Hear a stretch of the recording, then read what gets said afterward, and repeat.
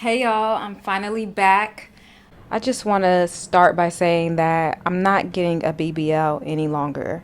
I strongly considered it, and after my second consultation with another doctor, where I was told that basically I would get results, but they wouldn't be that dramatic, I decided that I could get somewhat good results just by working out. So, since I have hired a trainer and we're working on transforming my body naturally. Now, I am going to get breast augmentation. I've actually booked the date. It's October 7th. So I'm going to get into that journey a little later. But because I did so much research on BBLs and, I think a lot of people are interested in it, I decided to go ahead and share a video with everything that I learned. And hopefully it'll help somebody. So with that being said, I'll just get right into what I'm here to talk to you guys about. And that is getting a BBL. Yes. Okay. So you've seen my video on the ultrasonic cavitation device. You've seen how I talk about weight a lot since I've started this channel back in February. And at this point, I just have come to the conclusion that it's best for me to just get a little bit of tweaking. So as I began to research BBLs more and more, I got kind of scared because they said it's the most risky cosmetic procedure with a 3% death rate, which I guess is higher. That's still very low, but it's still higher than most cosmetic procedures. So I felt like the only way to not be scared is to gain knowledge about it. I know when we think of BBLs, we think of these Barbie doll bodies. And, that's what I thought too. But I knew that's not what I wanted my outcome to be. There's a couple people that I'm not going to name that I speculate have had BBLs that are, famous.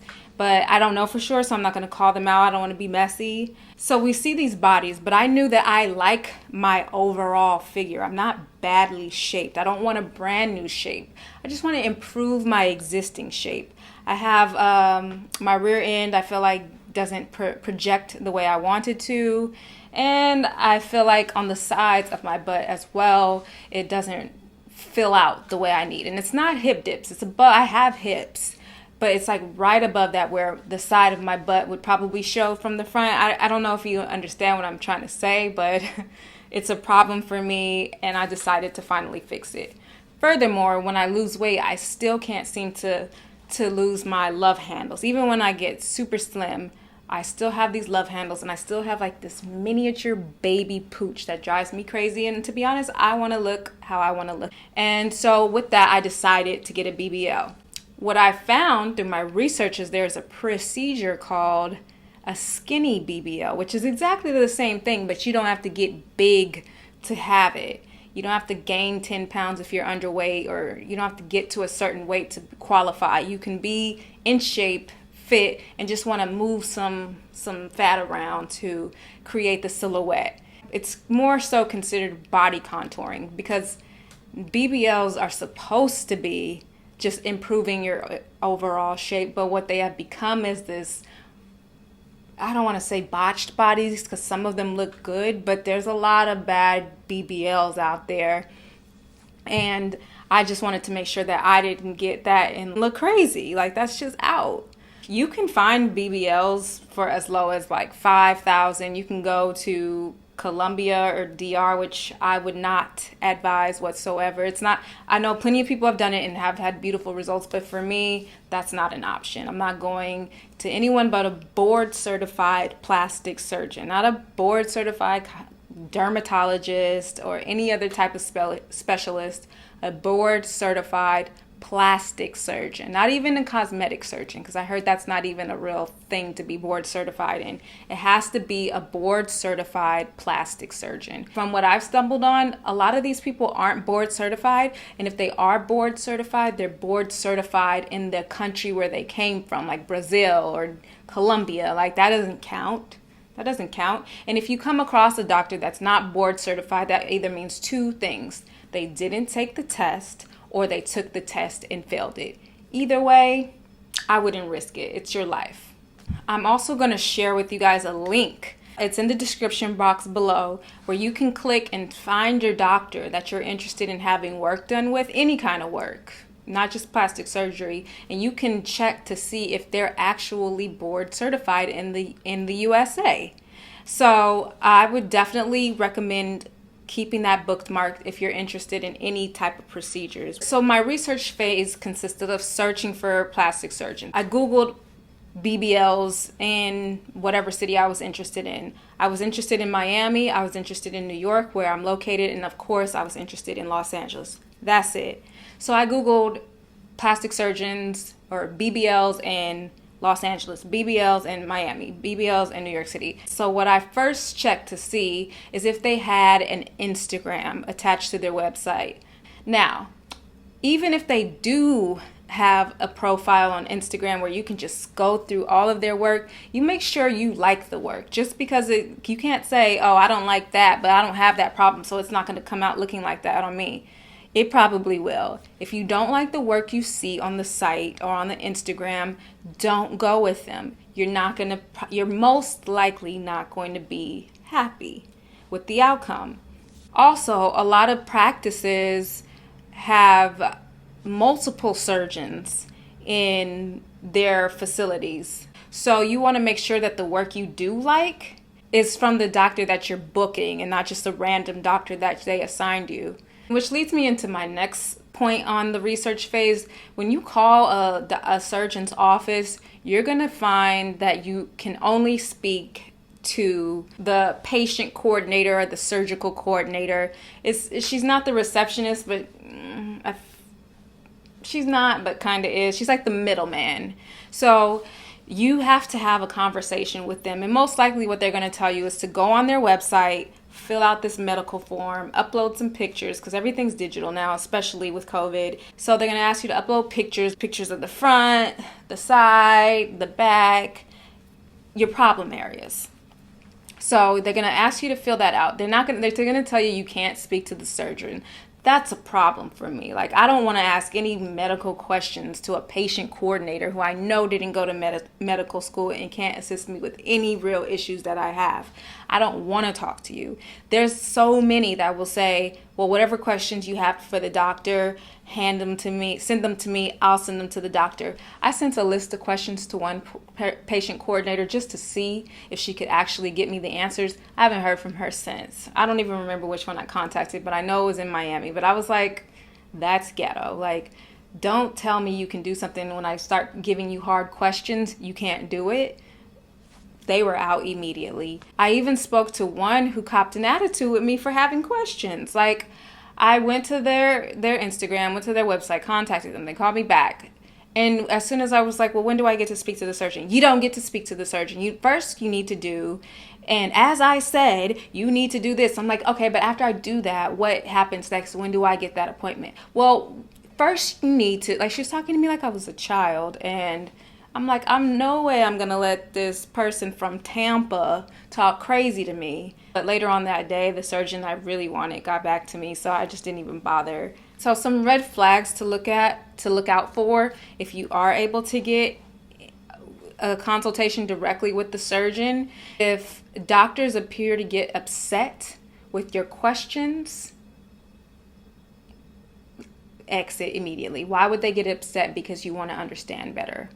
If they gaslight, meaning they make you feel like it's one way, but it's really not, that's a problem. If they dance around answers and don't give you a direct answer, that's a red flag and also a problem. If they lie, because you will have done your own research. So a lot of these questions you should kind of already know the answers to. So if they lie or dance around an answer, also an extremely red flag, probably the reddest, and I would get out of there. Also, I was in a room in Clubhouse where we were discussing, well, I was listening in, but they were discussing BBLs, and they were saying that a lot of women will get surgery and schedule a surgery with a doctor, and that doctor will not be the actual doctor that performs the surgery, the one that they scheduled with. Like, they'll just throw in somebody new. And a lot of times on the real popular Instagrams, the doctors that we see are only doing it on celebrities or,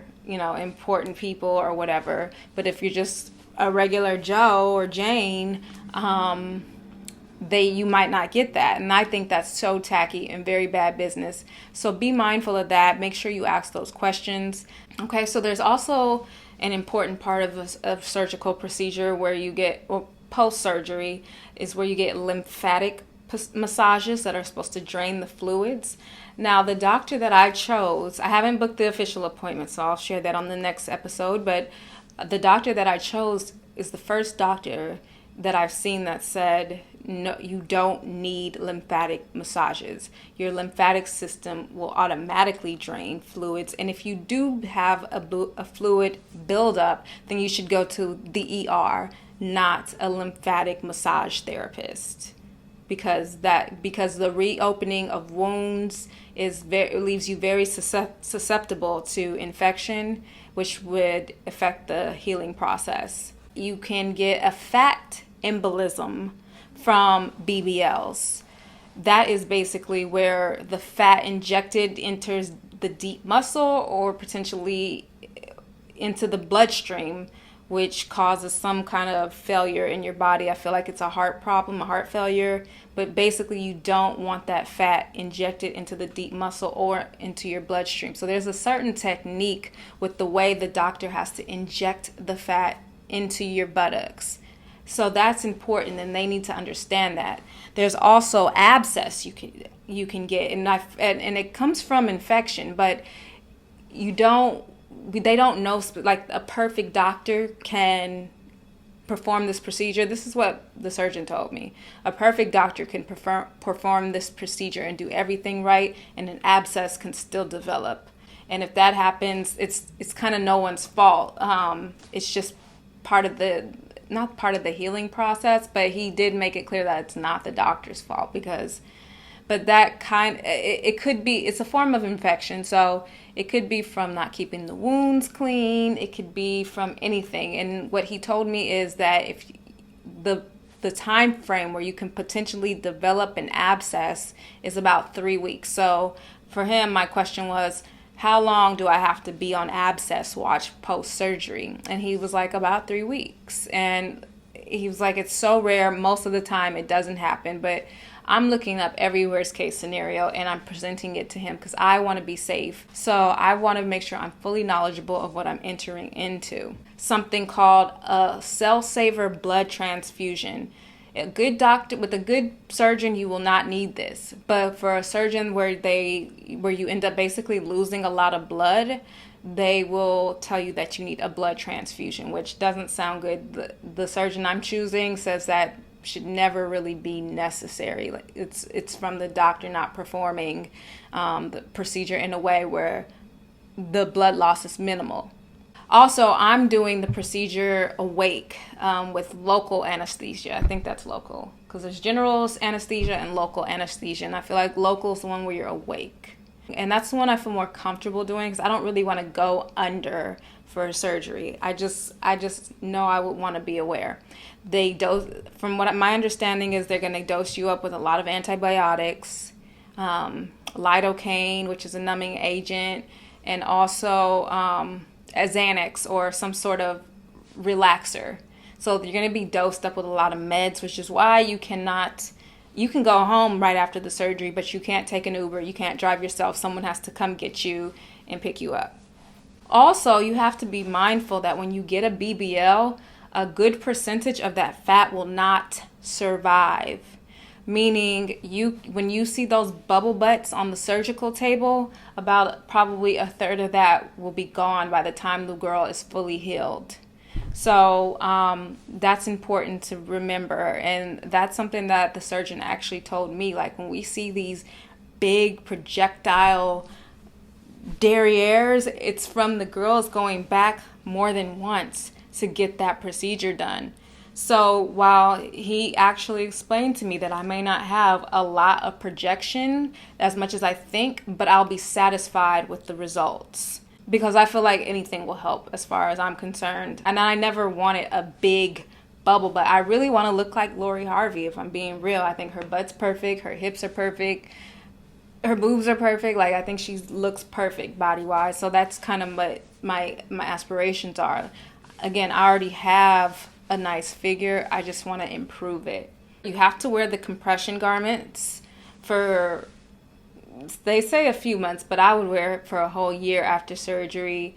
You can't you can't sit or sleep on your back or your backside for months. They advise like a gummy bear diet where it's high sugar, high calorie, high fat to retain the fat initially.